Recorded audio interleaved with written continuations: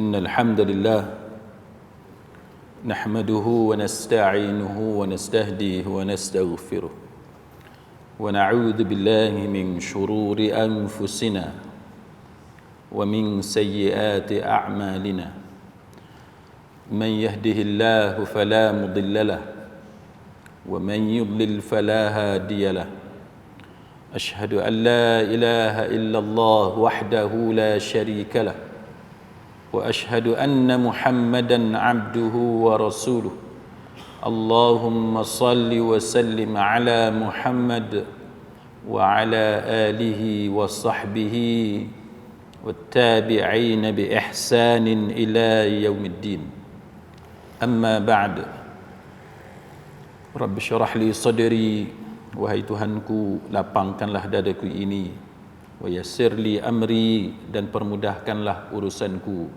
wahlul 'uqdatam min lisani dan uraikanlah kekeluhan lidahku yafqahu qawli supaya mereka memahami kata-kataku ini. Rabbi zidni ilma, wahai Tuhanku tambahkanlah ilmu kepadaku. Allahumma faqihna fid din, ya Allah kurniakan kepada kami kefahaman tentang agama. Wa 'allimna at-ta'wil, dan ajarkanlah kepada kami ilmu ta'wil, ilmu tafsiran, mentafsirkan ayat Al-Quran. Wahdinas siratal mustaqim, dan tunjukkan kepada kami jalan Engkau, jalan yang lurus. Amin ya rabbal alamin. Saudara-saudari, sahabat sahabiah, muslimin muslimat rahimakumullah. Malam ni kita sambung pengajian kita Ad-Da' wad-Dawa' yang disusun oleh Al-Imam Ibn Qayyim Al-Jauziyah rahimahullahu ta'ala. Pentahqiqnya adalah Syekh Ali Hasan. Kitab Ad-Da' wad-Dawa' ialah kitab yang membicarakan tentang penyakit hati dan apakah cara kaedah rawatan ataupun pengubatannya. Pada pengajian kita yang lalu, kita telah membicarakan pada muka surat yang ke-37, perenggan yang paling atas, iaitu surah Al-Jin. Wa alla wistaqamu 'ala tariqati la asqainahum ma'an ghadaqa. Dan sekiranya mereka tetap berjalan lurus di atas jalan itu, yakni agama Islam, nescaya kami akan mencurahkan kepada mereka air yang cukup. Kita dalam pengajian yang lalu kita membicarakan bagaimana Allah Ta'ala mengaitkan sesuatu kebaikan dan keburukan itu dengan amal perbuatan. Kaitan antara balasan dengan syarat, kejadian dengan alasan dan sebagainya. Jadi pada malam ni kita akan sambung perbahasan itu pada muka surat 37. Contoh-contoh lain yang disebut oleh Al-Imam Ibn Qayyim Al-Jauziyah rahimahullahu ta'ala. Antara contoh lain dia kata dalam perenggan yang kedua itu, terkadang dengan penyebutan huruf lam ta'lil. Lam ta'lil apa dia? Iaitu huruf lam bagi menerangkan alasan ataupun sebab. Jadi kita dapat baik ke buruk, maka antara cara Allah Ta'ala menerangkan kepada kita, salah satunya dengan menggunakan huruf lam ta'lil, yakni menerangkan alasan ataupun sebab. Contohnya surah Sad ayat 29. Allah Ta'ala berfirman, a'udzu billahi minasyaitonir rajim liyadabbaru ayatihi waliyatadzakkara ulul albab, agar mereka menghayati ayat-ayatnya dan agar orang yang berakal sihat mendapat pelajaran. Surah Sad ayat 29. Baik, untuk tambahan kepada apa yang ditulis oleh Imam Ibn Qayyim ni, kita lihat seketika bagaimana Imam Ibn Kathir rahimahullahu ta'ala dia tafsir ayat tadi, surah Sad ayat 29, yang mana Imam Ibn Kathir bila dia ulas ayat yang kita baca tadi, apa kata Imam Ibn Kathir? Imam Ibn Kathir kata Allah Ta'ala menceritakan kepada kita bahawa dia sama sekali tidak menciptakan makhluk ini dengan main-main, bukan saja-saja kan, melainkan Allah Ta'ala menciptakan makhluk ini supaya mereka menyembahnya dan mengesakannya. Kemudian Allah akan menghimpun mereka di hari perhimpunan, maka dia akan memberi pahala kepada orang yang taat dan memberikan azab kepada orang kafir. Dan kerana itulah Allah Ta'ala sebut dalam surah Sad ayat 27, dua ayat sebelum tu Allah Ta'ala menyebut wa ma khalaqnas samaa'a wal arda wa ma bainahuma batila dzalika dhannul ladzina kafaru, dan kami tidak menciptakan langit dan bumi dan apa yang ada di antara keduanya secara sia-sia, batila, secara sia-sia.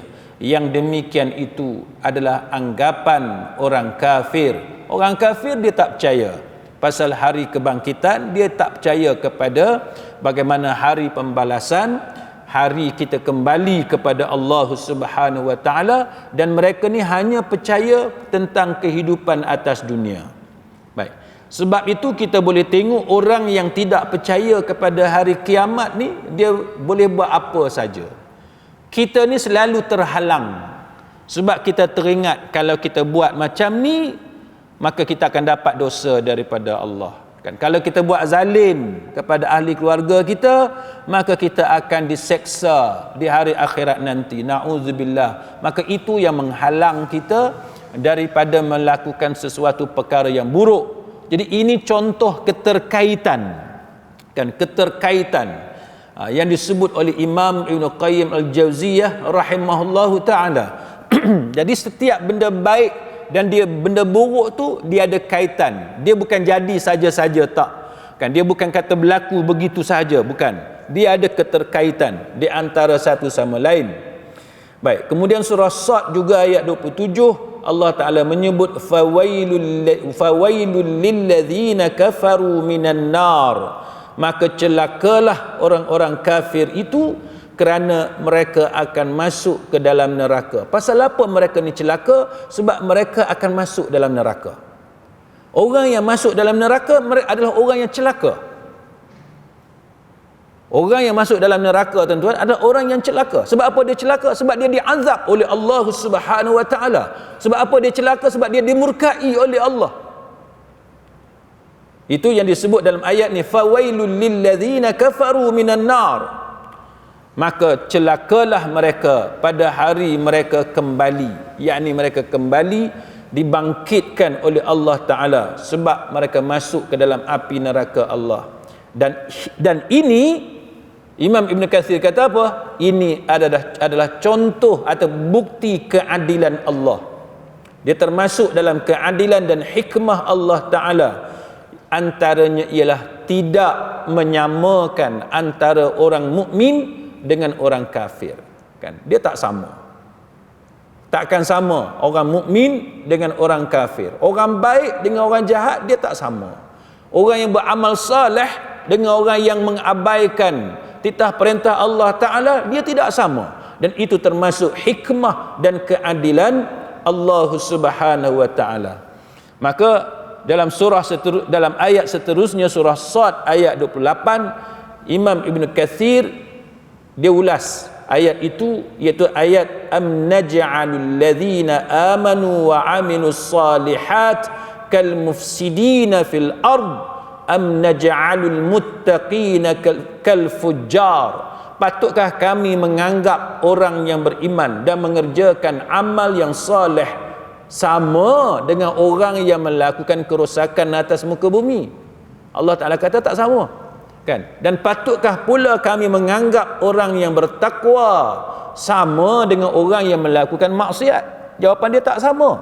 Kan? Tidak sama. Jadi itu contoh keterkaitan yang disebut oleh Imam Ibn Qayyim berdasarkan kepada ayat yang kita baca sebentar tadi. Dan Imam Ibn Kathir bila dia ulas dan dia tafsir ayat tadi, dia mengatakan apa? Dia mengatakan bahawa ini adalah satu petunjuk daripada Allah yang memerlukan kepada akal yang sihat dan fitrah yang lurus untuk menyimpulkan bahawa adanya hari akhirat dan hari pembalasan merupakan satu benda yang pasti. Kerana sesungguhnya kita sentiasa melihat orang yang zalim lagi melampaui batas, makin bertambah harta dia, bertambah anak-anak dia dan kenikmatan dia, dan dia mati dalam keadaan sedemikian. Harta dia berbilion-bilion, harta dia jutaan ringgit, dan dia mati dalam keadaan dia kaya. Sedangkan kekayaan yang dia peroleh itu dengan cara yang zalim, dan kita melihat bagaimana dia mati dalam keadaan dia kaya raya, dan kekayaan dia itu dia perolehi dengan cara yang zalim. Maka Imam Ibn Kathir kata, yang ni memerlukan akal yang sihat dan fitrah yang lurus untuk kita faham. Pasal bila kita tidak ada akal yang sihat dan fitrah kita tidak lurus, ini yang menyebabkan kita tergoda, kita tak boleh nak sabar. Tengok orang lain kaya, kita tengok macam mana dia boleh kaya, dan kita tahu dia kaya tadi dengan cara menipu orang. Dengan sebab akal kita tidak sihat, kita pun tak boleh nak sabar, dan kita pun tiru macam dia. Kita tiru macam dia. Sebab apa? Sebab akal kita tidak sihat, fitrah kita tidak lurus. Kalau fitrah kita lurus, akal kita sihat, kita kata walaupun aku nak kaya dan aku nak kaya macam dia, tapi oleh kerana dia kaya tadi dengan cara yang tidak betul, maka aku tidak mahu. Itu orang yang fitrah dia lurus. Baik. Maka Imam Ibn Qayyim kata sebaliknya, kita sering melihat orang yang taat lagi dizalimi. Ada orang ni dia taat, dia orang baik, dahlah dia orang baik, orang buat zalim kat dia. Kalau dia kena zalim sebab dia jahat, itu cerita lain. Macam di Penang kita duduk selalu tengok kan, gangsternya apa semua, penjenayah, geng ni bergaduh dengan geng ni, yang tu ikut dia sebab dia sama-sama jahat. Samsing sama samsing, tu pula pada dia. Tapi yang kita tak boleh nak tahannya tuan-tuan, bila kita tengok orang yang dizalimi itu orang baik. Dan ini disebut oleh Imam Ibn Kathir, benda yang sering kita lihat. Benda yang sering kita lihat. Mana benda bukan isolated case, bukan kata benda yang terpinggir, bukan benda yang jarang-jarang, tak. Imam Ibn Kathir kata hak ni benda yang sering berlaku, yang kita boleh tengok, iaitu orang yang baik dizalimi. Sebab tu kita, bila kita rasa orang buat zalim kat kita, orang buat jahat dekat kita, sedangkan kita rasa kita tak buat salah apa pun, maka kita kena sedar, itulah yang disebut oleh Imam Ibn Kathir, benda yang berlaku atas dunia. Benda yang berlaku atas dunia seringkali lagu tu kan, orang yang baik tapi dia dizalimi dan dia mati. Ini Imam Ibn Kathir kata, dia mati dalam keadaan sengsara. Bukan kata mati itu dalam keadaan dia telah bebas daripada kezaliman, tak. Dia mati dalam keadaan sengsara kerana dizalimi, dan dia mati dalam keadaan miskin. Hak ni dia kata benda yang sering kita lihat. Siapa yang kata? Imam Ibn Kathir yang kata. Maka dia kata, bila kita melihat benda-benda macam ni, maka sudah tentu memerlukan kita memahami secara pasti bahawa ini adalah kebijaksanaan Tuhan yang maha bijaksana, kan? Tuhan yang maha bijaksana, Tuhan yang maha mengetahui, Al-Alim, kan? Tuhan yang maha adil, yang tidak pernah menzalimi sedikit pun kepada makhluk dia. Sebaliknya dia menegakkan keadilan dengan memenangkan orang yang dizalimi di hari akhirat, dan dia memenangkan ke atas pihak yang melakukan penganiayaan. Siapa yang jadi mangsa, maka Allah Ta'ala akan bagi keadilan seadil-adilnya di hari akhirat nanti. Dan Imam Ibn Katsir kata yang ni tidak berlaku atas dunia.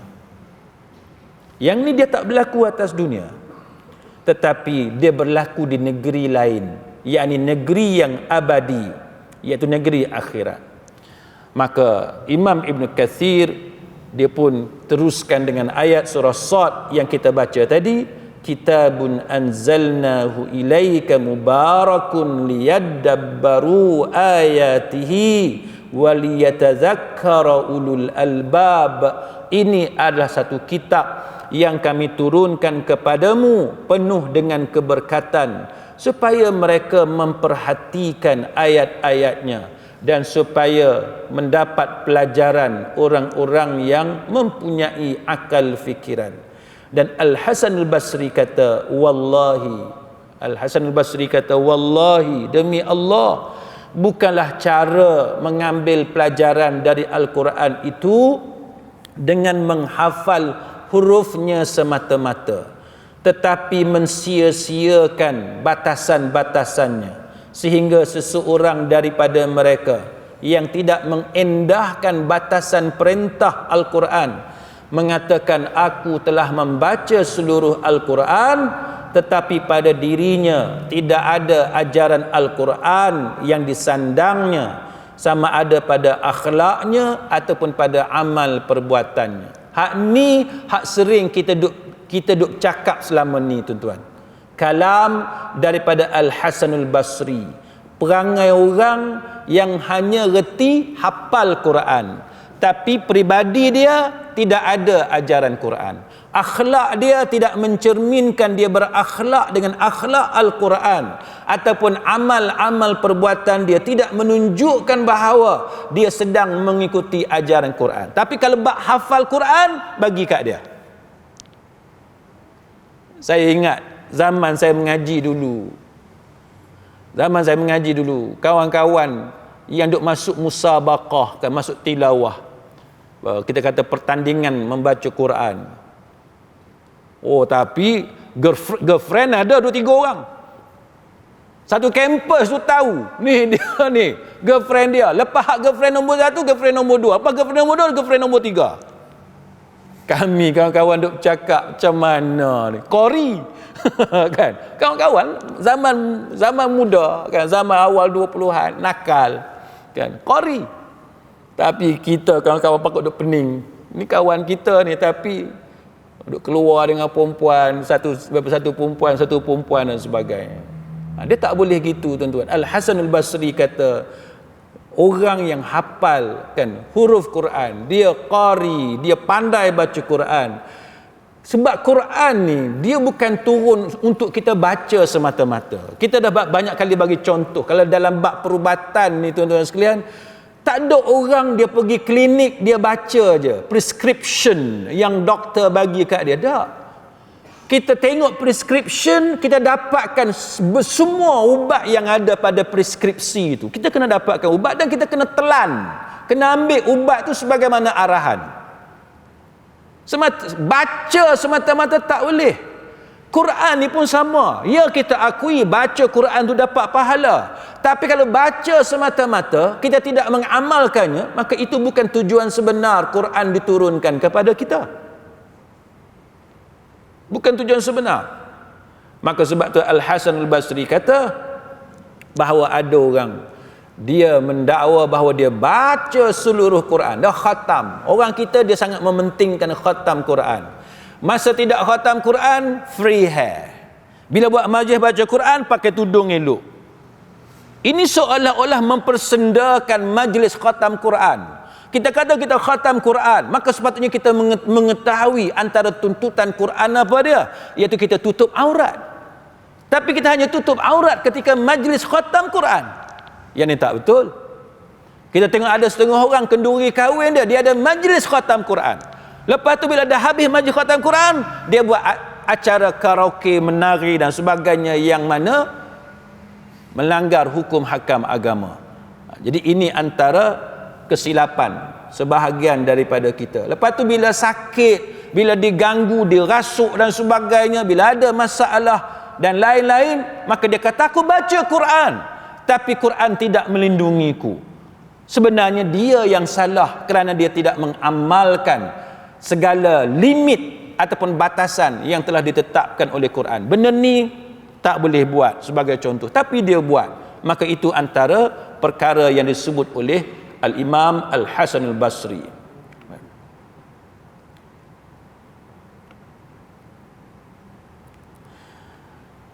Kemudian tuan-tuan sekalian,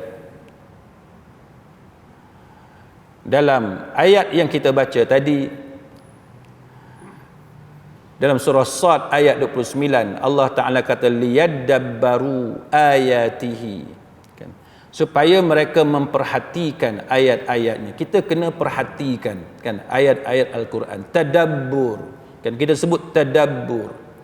Kita tadabbur ayat Al-Quran, kan. Kemudian selepas itu waliyatadzakkara ulul albab, supaya orang yang mempunyai fikiran mendapat pelajaran. Jadi kita dalam agama ni tuan-tuan sekalian, kita kena perhatikan apa yang diperintahkan oleh Allah Subhanahu wa taala kepada kita. Kita tak boleh baca Quran tu sekadar baca, kan? Kita kena perhatikan. Dan kalau kita lihat bagaimana sesuatu perintah itu, kan, dia ada kadar pahala yang tertentu.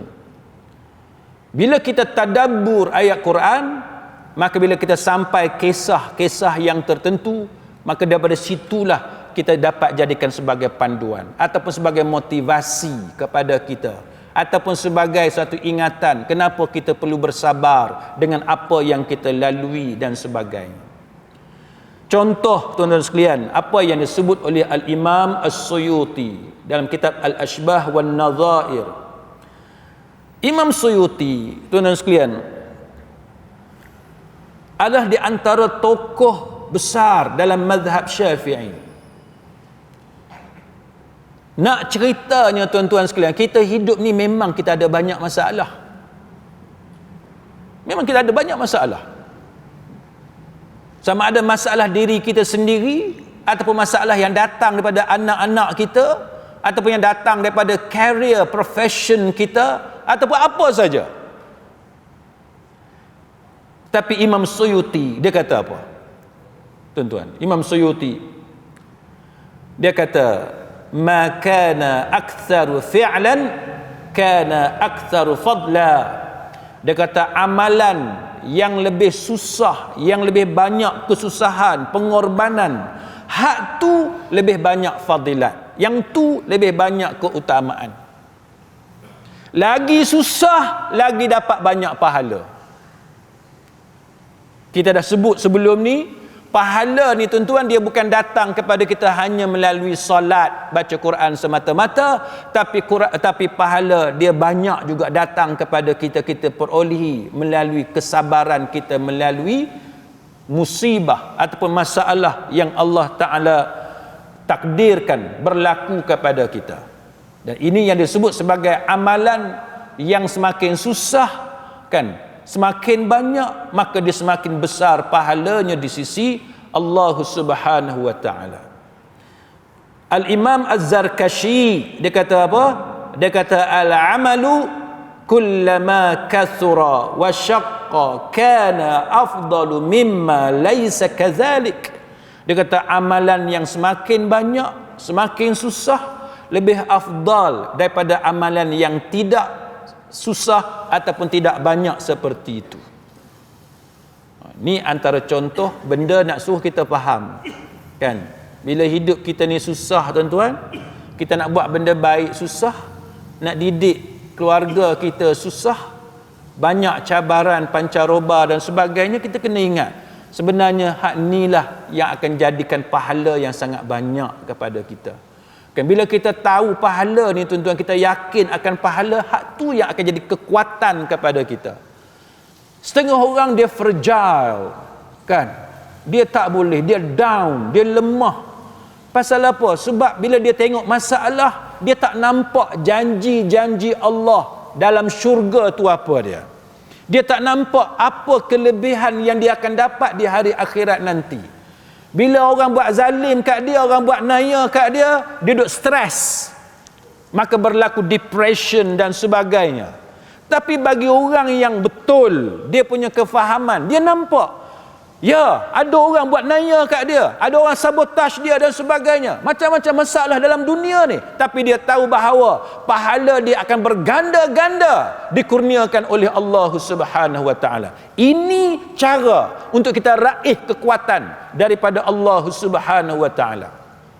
Sebab tu ulama seperti Imam Suyuti, Az-Zarkashi dan sebagainya, dia cerita tentang pentingnya kita faham kaedah-kaedah yang macam ni. Makin banyak amalan kita, makin susah amalan kita, maka semakin banyak pahala daripada Allah Subhanahu wa taala. Dan itulah juga yang disebut oleh Nabi sallallahu alaihi wasallam, hadis Aisyah. Ini ada dalam Sahih Muslim. Walakinnaha ala qadri nasabik, iaitu pahala tu bergantung kepada usaha yang dia korbankan. Jadi ini antara benda yang boleh jadi sumber kekuatan kepada kita. Kita nampak susah, kita nampak orang kianat kat kita, kita nampak orang buat zalim kat kita, kita kena tengok kat depan tu pahala yang Allah Ta'ala janji untuk kita. Maka Imam Suyuti dia bagi contoh-contoh. Contoh dari segi amalan. Contoh dari segi amalan yang mudah untuk kita faham. Baik, kita tengok tuan-tuan. Satu contoh, dia kata apa? Dia kata kalau orang tu sembahyang witir, dia pisahkan 2 rakaat. Dia buat 1 rakaat. Hak tu lebih utama. Kan 3 rakaat witir, kita tak serik, kita buat 2, kita pisahkan 1. Jadi buat 2 dengan 1. 3 rakaat tapi 2 salam. Maka dia kata apa? Ini pendapat Imam Suyuti. Dia kata bahawa itu lebih baik daripada kita sambung straight 3 rakaat. Pasal apa? Sebab Imam Suyuti kata sebab takbir dia bertambah, salam dia bertambah dan sebagainya. Ini kaedah dalam mazhab Syafi'i. Sebab tu mazhab Syafi'i dia berbeza tuan-tuan dengan mazhab Hanbali. Kan mazhab Syafi'i kalau haji dia kata haji ifrad yang lebih afdal. Kalau mazhab Hanbali kan dia kata bahawa haji tamattu' yang lebih afdal. Sebab apa? Sebab haji tamattu' disuruh, Nabi sendiri suruh sahabat buat haji tamattu'. Maka itu contoh perbezaan yang berlaku di kalangan para ulama tentang yang mana yang lebih afdal. Sama dengan Imam Suyuti, dia kata semayang, kalau semayang berdiri lebih baik daripada duduk, kan? Semayang duduk lebih baik daripada berbaring dan sebagainya. Itu contoh yang disebut oleh Imam Suyuti. Tapi dia kata ada pengecualian. Ada pengecualian. Bukan kata dalam semua keadaan benda banyak lebih baik daripada benda sikit. Bukan semua keadaan benda susah lebih baik daripada yang senang. Tak. Prinsip umum dia punya the original ruling dia, hukum asal dia memang macam tu. Tapi bukan semua keadaan. Ada pengecualian. Maka Imam Suyuti dia bagi contoh apa dia pengecualian. Dia kata pengecualian, contohnya kita bermusafir. Kita pada Penang, kita pergi Kuala Lumpur. Maka dia kata afdal kita semayang qasar berbanding dengan semayang tamam. Tamam 4 rakaat, qasar 2 rakaat. Di sisi Imam Suyuti 4 rakaat tu kurang pahala berbanding dengan 2 rakaat qasar. Maka siapa nak lebih pahala, sebab itu sunnah yang diajarkan oleh Nabi sallallahu alaihi wasallam, maka sembayanglah 2 rakaat semasa dia bermusafir. Maka yang tu tak termasuk dalam kaedah umum yang disebut oleh Imam Suyuti yang kita cerita tadi. Sama juga sembahyang sunat duha. Sembahyang sunat duha. Dia kata apa? Imam Suyuti kata sembahyang sunat duha 8 rakaat lebih baik daripada duha 12 rakaat. Kita duk kata kalau ikut prinsip umum tadi 12 rakaat lebih baik daripada 8. Tapi Imam Suyuti kata tak, yang lebih afdalnya 8 rakaat daripada 12 rakaat. Pahala lebih banyak buat 8 daripada buat 12. Pasal apa? Sebab Imam Suyuti kata hak 8 tu, sebab apa kita buat 8? Sebab kita mencontohi perbuatan Nabi. Semua benda yang dibuat oleh Nabi, hak tu terbaik. termasuk dari segi bilangan. Termasuk dari segi bilangan. Kita nak pahala, kita nak keberkatan daripada Allah, kita nak kebaikan daripada Allah, kita nak Allah Ta'ala kasih kepada kita. Jangan kita buat berbeza daripada apa yang diajarkan oleh Nabi. Sampai tahap Imam Suyuti kata, antara 8 rakaat dengan 12 rakaat duha, afdal 8, bukan afdal 12. Setengah orang kita, tuan-tuan, dia nak kebaikan, dia nak benda elok-elok, tapi dia berbeza dengan amalan Nabi. Hak ni salah. Hak ni salah. Kita tak boleh buat banyak maka aku dapat banyak pahala. Tak. Yang banyak pahala tu bila kita ikut hak Nabi buat. Sebab tu kita sebelum ni pun kita dah cerita banyak kali. Hak datang daripada Nabi tak ada. Zikir puluh-puluh ribu ni tak ada. Hak puluh-puluh ribu ni ajaran tarikat-tarikat yang pelik. Kalau tuan-tuan tengok Sahih Bukhari, Sahih Muslim, Sunan Tirmizi, apa semua tu, kitab-kitab hadis yang cerita pasal zikir Nabi tak ada. Hak puluh-puluh ribu semua tak ada. Maka kekalah dengan amalan yang telah dicontohkan oleh Nabi sallallahu alaihi wasallam. Samalah juga Imam Suyuti, dia bawa pendapat-pendapat ulama. Dia pun ulama tapi dia bawa pendapat ulama lain. Dia kata witir 3 rakaat lebih afdal daripada 5 rakaat, 7 rakaat, 9 rakaat. Pasal apa? Sebab dia kata 3 rakaat tu dibuat oleh Nabi, maka itu yang afdal. Itu yang afdal. Lepas tu dia kata membaca surah yang pendek secara lengkap lebih utama daripada membaca petikan-petikan daripada surah yang panjang. Baca qul ya, kan, penuh, qul ya ayyuhal kafirun sampai lakum dinukum waliyadin, satu surah yang lengkap. Dengan kita ambil petikan daripada mana-mana surah yang panjang, ambil separuh muka surat, maka Imam Suyuti kata yang afdalnya baca surah yang lengkap. Dia katalah, itu pendapat dia. Jadi banyaklah contoh-contoh lain, kan, yang disebut oleh Imam Suyuti untuk menunjukkan bahawa prinsip umumnya macam mana, dan kemudian ada beberapa pengecualian. Baik. Kita baca balik apa yang ditulis oleh Imam Ibn Qayyim Al-Jauziyah pada muka surat 37. Baik, kemudian dia kata apa, tuan-tuan? Dia kata contoh yang kedua bagi huruf lam ta'lil, Imam Ibn Qayyim dia bawa surah Al-Baqarah ayat 143. Litakunu syuhada'a 'alan nas, agar kamu menjadi saksi di atas perbuatan manusia. Wa yakuna rasulu 'alaikum syahida, dan agar Rasul yakni Muhammad menjadi saksi atas perbuatan kamu. Ini contoh kedua, kan, yang disebut oleh Imam Ibn Qayyim Al-Jauziyah rahimahullahu taala. Baik, kita tengok apa yang dimaksudkan dengan ayat tadi. Baik, ayat tersebut, tuan-tuan, surah Al-Baqarah. Surah Al-Baqarah ayat 100,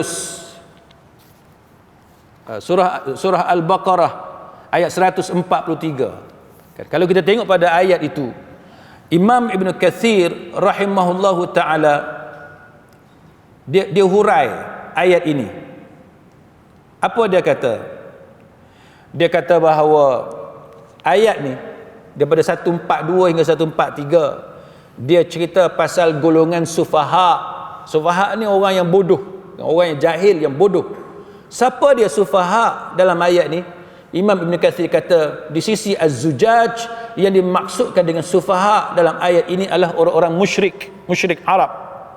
Manakala Mujahid dia kata sufaha dalam ayat ini adalah golongan rahib Yahudi. Ada juga ulama kata ia adalah orang munafik. Tapi tak apa, dia merangkumi semua mereka ini. Baik, apa yang berlaku, tuan-tuan sekalian, iaitu berkenaan dengan isu menghadap kiblat. Orang bukan Islam ni, tuan-tuan, dia punya dengki dekat Nabi ni, dia sentiasa ganggu Nabi, kan? Dia sentiasa ganggu Nabi. Dan Nabi sendiri, tuan-tuan sekalian, Nabi sendiri pada peringkat awal memang sembahyang menghadap kepada Baitul Maqdis.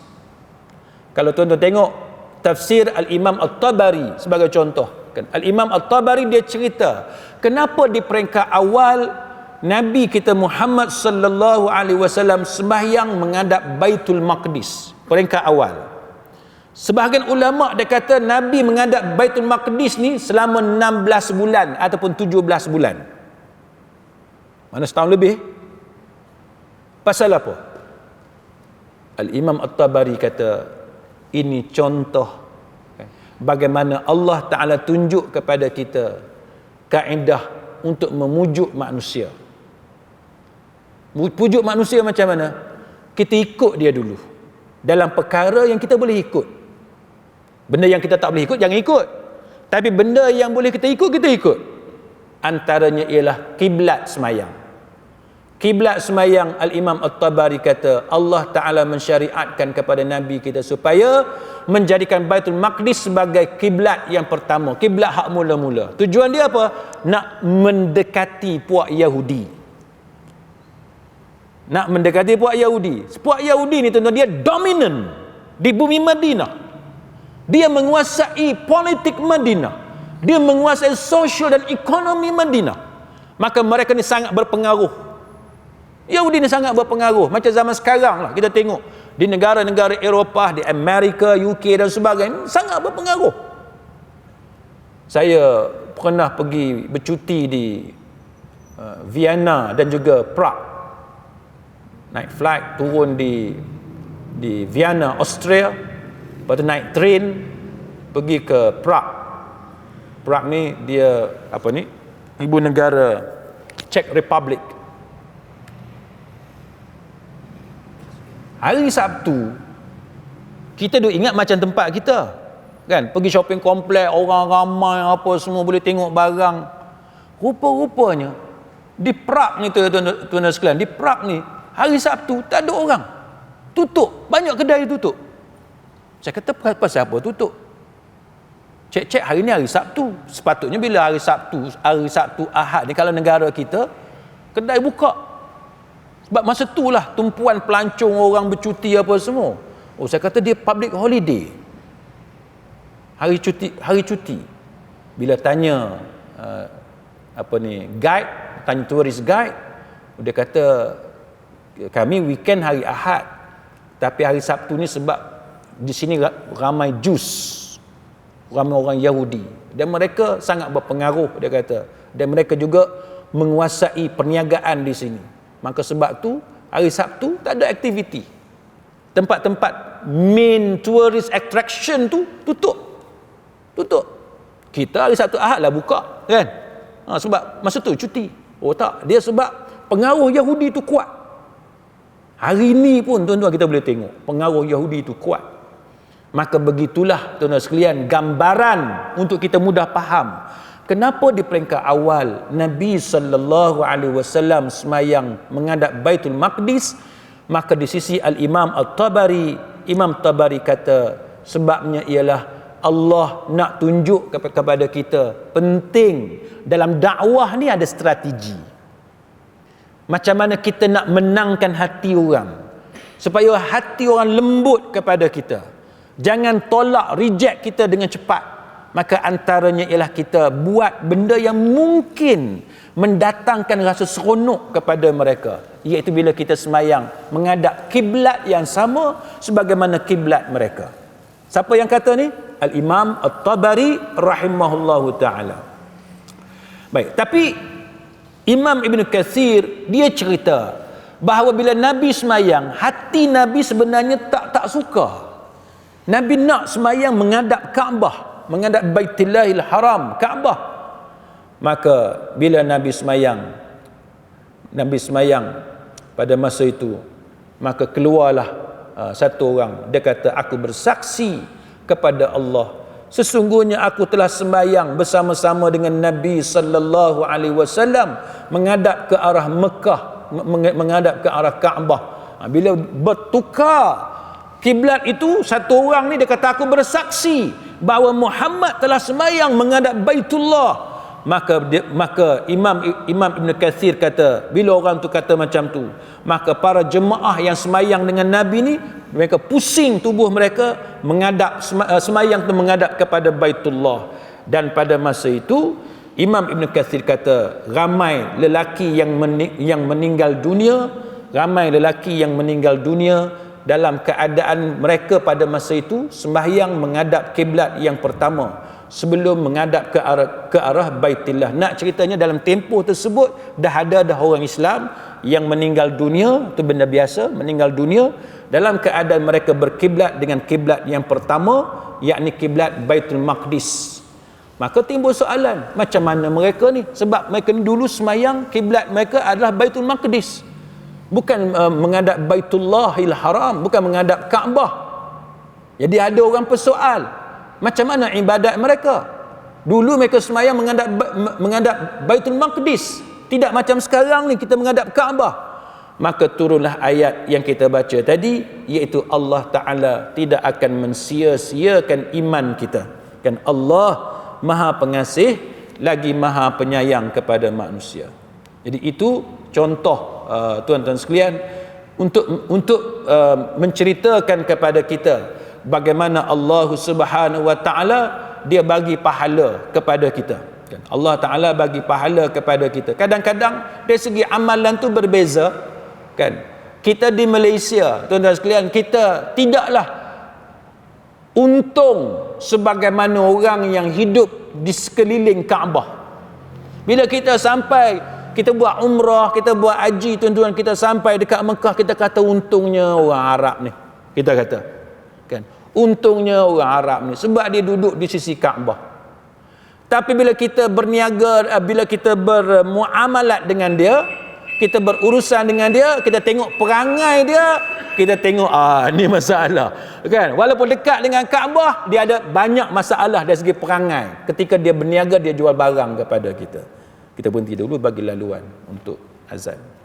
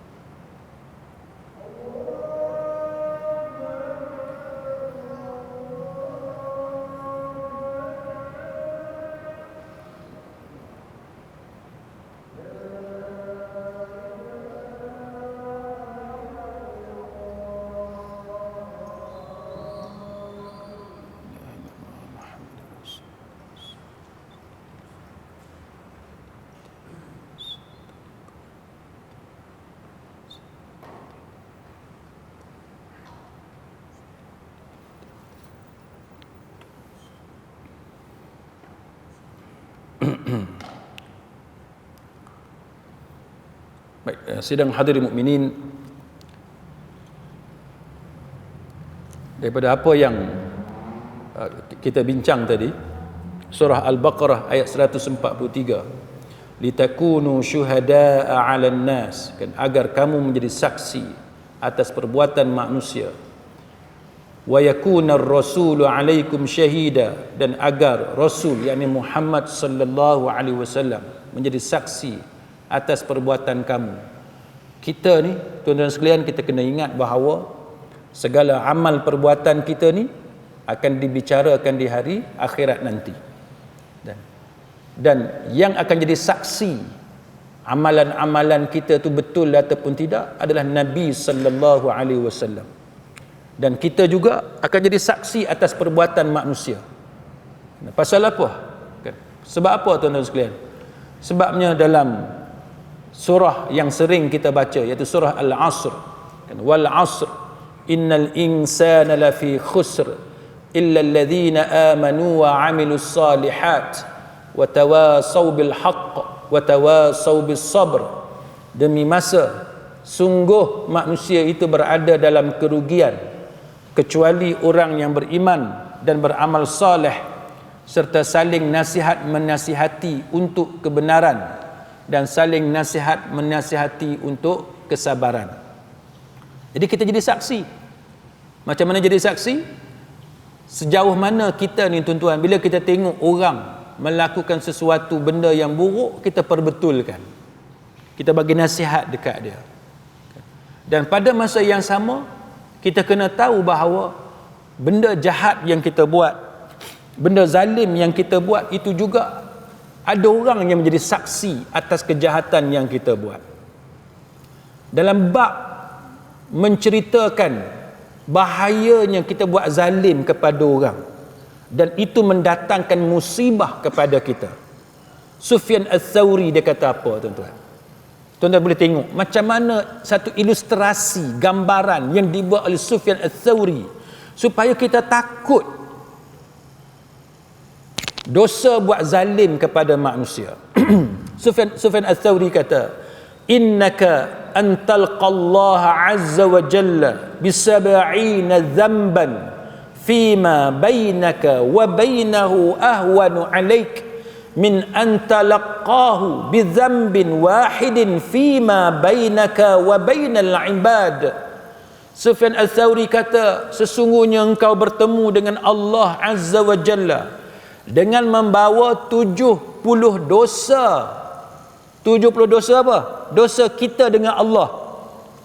Sufyan Ats-Tsauri kata, hak tu lebih baik, lebih ringan berbanding dengan kamu bertemu dengan Allah dengan membawa satu dosa yang melibatkan antara kamu dengan manusia lain. Hak ni lah, tuan-tuan sekalian, yang para ulama duk bincang. Dosa dengan Allah, kita taubat dengan Allah, selesai. Tapi dosa dengan manusia ni, kita taubat dengan Allah, kita kena minta maaf dengan dia. Dan inilah yang sangat ditakuti oleh Sufyan Ats-Tsauri. Dia sangat takut. Kita hari ni, tuan-tuan, ni berapa hari lagi nak mengundi? Asal tak mau sebutlah suruh undi apa. Kan? Tapi kita baca dalam WhatsApp group, tuan-tuan, duk tengok FB, tengok macam-macam dalam media sosial, kita takut. Orang ni, dia senang-senangnya komen. Benda dia tak siasat lagi, dia tak kumpul maklumat, dia terus komen. Hak ni kita sangat takut. Sebab apa? Sebab bila melibatkan dosa kita dengan manusia lain, Sufyan Ats-Tsauri kata apa? Dia kata, kalau menghadap Allah, kita bawa 70 dosa kita dengan Allah, hak tu dia kata lebih ringan berbanding dengan kita bawa satu dosa yang ada berkait dengan orang lain. Sufyan Ats-Tsauri lebih takut yang tu. Sebab tu kita kena usaha sungguh-sungguh, jangan duk buat naya kepada manusia, jangan buat zalim kepada manusia, terutamanya pemimpin yang pegang pelbagai jawatan, pegawai tinggi kerajaan dan sebagainya, tender, projek apa semua, kok mana pun dia nak juga masuk kat dia. Sampai tahap akhirnya harga tu melambung. Dia markup siap.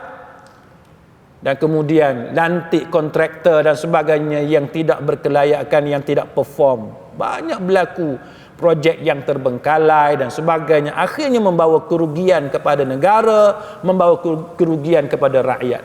Hak ni tuan-tuan, kita nak pergi menghadap Allah Ta'ala tak tahu macam mana. Tak tahu macam mana. Sebab bukan melibatkan seorang, tapi melibatkan masyarakat yang jumlah dia begitu besar, melibatkan orang ramai. Dan Sufyan Ats-Tsauri kata, inilah menunjukkan dosa kepada Allah. Dia kata lebih ringan berbanding dengan bila kita melibatkan kezaliman yang melibatkan orang lain. Alasan dia apa? Alasan Sufyan Ats-Tsauri, dia kata sebab dosa dengan Allah kita hanya bertaubat dengan Allah Ta'ala semata-mata. Tapi dosa dengan manusia, dia kata orang yang menjadi mangsa tadi, dia boleh tuntut di hari akhirat nanti. Oleh sebab tu, janganlah kita ni sampai bila kita mati, tuan-tuan, kita mati dalam keadaan kita buat zalim kepada orang lain. Kita kena pastikan bila kita mati, kita tak ada masalah dengan orang. Kalau pernah buat jahat kepada orang, kena minta maaf cepat-cepat. Sebab tak mau jadi macam tadi. Tak mau jadi macam tadi. Ada satu riwayat, kan? Ada satu orang ni dia minta nasihat daripada Abdullah bin Umar radhiyallahu anhuma. Orang tu dia tulis surat kepada Ibnu Umar.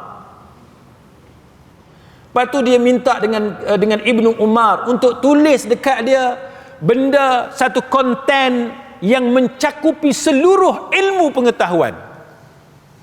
Dia tulis surat kepada Ibnu Umar, anak Saidina Umar ni. Dia minta Abdullah bin Umar balas balik surat dia, tulisan dalam kandungan tulisan tu mencakupi seluruh ilmu pengetahuan. Tuan-tuan, apa yang Ibnu Umar tulis dalam surat dia? Dia kata, innal ilma kathir, sesungguhnya ilmu tu banyak. Orang ni dia suruh tulis biar mencakupi seluruh ilmu. Nak tulis macam mana? Kan? Mencakupi seluruh ilmu. Orang ni biasalah, bila dia nak suruh kita jawab tu, dia suruh komprehensif. Dia suruh mencakupi semua benda. Ibnu Umar kata, ilmu ni banyak, dia kata. Walakin in istata'ta an talqa Allah khafifadh dhahri min dima'in nas. Ibnu Umar kata, akan tetapi jikalau engkau mampu untuk bertemu dengan Allah dalam keadaan tidak menanggung darah manusia, dalam keadaan perut kamu kosong daripada harta mereka, maknanya tak makan harta dia, kan? Dalam keadaan kamu jaga lidah kamu daripada menjatuhkan harga diri manusia, kita tak aibkan dia, kita tak malukan dia. Dan dia kata, dan engkau tidak memberontak daripada jemaah kaum muslimin, maka lakukanlah. Itu nasihat Ibnu Umar dalam surat dia.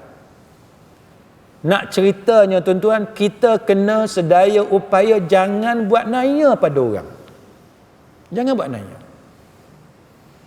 Saya duk handle kes child custody, hadanah. Kita mewakili suami lawan si isteri pun kita pening. Kita mewakili si isteri lawan dengan bekas suami dia pun kita pening. Jarang orang tuan-tuan sekalian bila dia divorce, bila berlaku perceraian, dia boleh berkawan macam biasa. Jarang. Baru ni ada satu kes, boleh pergi sekali satu kereta. Jarang macam tu. Bercerai ni. Tapi suami isteri, mak ayah, mak mentua, pak mentua boleh pergi satu kereta. Hak ni benda yang kita impikan tuan-tuan. Bergaduhlah macam mana, tapi kita kena professional. Kan? Kita kena tahu menghormati hak orang. Kita ada masalah, make sure masalah tu sekadar itu. Jangan dia bagi dia merebak sampai tidak terkawal. Orang yang tak berkait, jangan kita tarik dia masuk berkait sekali, jangan. Ini ujian Allah. Saya tengok ada kes yang mana diorang dah bercerai dah, tapi berkawan elok. Bila time giliran bekas isteri dia untuk keluar dengan anak, dia pergi hantar elok-elok anak dia, pakai cantik-cantik, bagi beg, ada makanan semua, hantar kat isteri dia. Isteri dia pula dah berjalan dengan anak dia apa semua, giliran suami dia jaga pula bekas suami dia jaga pula, dia pergi hantar elok. Tak ada masalah. Ni benda yang kita nak kena tiru, tuan-tuan. Kalau bergaduh, make sure pergaduhan tu setakat tu. Jangan sampai buat naya dekat anak dan sebagainya. Tuan-tuan pergi dekat mahkamah syariah, tuan-tuan boleh tengok macam mana, macam drama. Kita tengok pun malu, tuan-tuan. Kalau ada orang rakam sebar dalam media sosial, sangat memalukan. Sebab tu kita dengan manusia ni, hendaklah kita sedaya upaya jangan aib orang, jangan menjatuhkan maruah orang, jangan. Jadi apa yang disebut oleh Ibnu Umar tadi adalah satu benda yang sangat-sangat mendalam. Sangat-sangat mendalam. Dan Al-Imam Syafi'i rahimahullahu ta'ala, dia kata apa? Imam Syafi'i kata apa, tuan-tuan? Imam Syafi'i kata, bi'sazzadu ilal ma'adil udwanu alal ibad. Imam Syafi'i kata, seburuk-buruk bekalan untuk bertemu hari kiamat, hari akhirat, ialah buat zalim kepada hamba-hamba Allah. Kita bawa bekal. Bekal ni macam-macam. Tapi Imam Syafi'i kata, seburuk-buruk bekal hak kita bawa, pergi kat mana? Pergi ke akhirat. Adalah bekalan, dalam bekal kita tu ada dosa kita buat zalim kepada para hamba Allah. Hak ni seburuk-buruk bekal. Oh, jangan, tuan-tuan. Jangan buat zalim. Kita kadang-kadang kita terlalu emosi. Kereta halang kita nak keluar masuk. Ni perangai biasa. Dia pergi buat keluar kunci, dia tarik daripada belakang sampai ke depan. Tuh, dia gores kereta tu. Budak sekolah pandai sekarang ni. Ada cikgu perempuan. Adalah sekolah dekat rumah saya. Kereta baru. Anak murid ni dia tak puas hati apa dengan cikgu perempuan ni. Dia pergi gores cat kereta tu sampai cat tu nampak jatuh atas tar, tuan-tuan. Cat tu sampai kita ni boleh nampak warna cat tu jatuh atas tar. Nak cerita banyak dan dalamnya dia toreh kereta cikgu dia. Cikgu ni, tuan-tuan, dia jumpa dengan isteri saya. Nampak mata dia tu bergenang air mata. Sebab kereta baru beli. Tapi anak murid ni, tuan-tuan, dia punya nak marah kat cikgu ni, dia buat benda-benda macam tu. Ada kawan saya seorang dulu sekali lah jadi lawyer sekali, lepas tu dah masuk dalam servis, dalam legal service dengan kerajaan. Dia sendiri cerita masa mengaji di universiti dulu, dia geram dekat satu lecturer kami tu, bagi D kat dia. D ni atas sikit daripada mana lulus. Dia panggil lulus bersyarat. D. Bawah D tu F. Fail lah. Dia geram. Dia balik kampung, dia pergi ambil cuka getah. Cuka getah. Apa dia cuka getah? Asid hidroklorik cair. Kan, cuka getah. Dia pergi ambil asid tu, cuka getah ni. Dia pergi balik ke universiti, dia pergi curah dekat tayar kereta lecturer tu. 4 biji dia bubuh. Apa jadi? Habis kan? Tuan-tuan, hak ni macam mana nak minta maaf? Macam mana nak minta maaf? Kita janganlah, kan, bila kita ada masalah apa-apa, jangan terlalu ikut emosi. Cerita suami isteri, suami bercerai dengan isteri dia nak kahwin dengan lelaki lain, dia pergi bawa asid, dia pergi curah dekat muka isteri dia serang isteri dia supaya isteri dia buruk muka dia. Hak ni tuan-tuan, samalah macam Imam Syafi'i kata, seburuk-buruk bekal yang kita bawa di hari akhirat nanti ialah bila kita buat zalim kepada para hamba Allah. Ni manusia bila dia bergaduh, dia tak boleh nak kontrol emosi dia.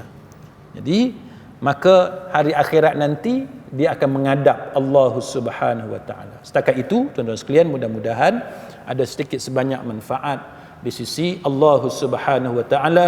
Wallahu a'lam. Aqul qawli hadza wa astaghfirullahal azim li wa lakum. Wassalamu alaikum warahmatullahi wabarakatuh.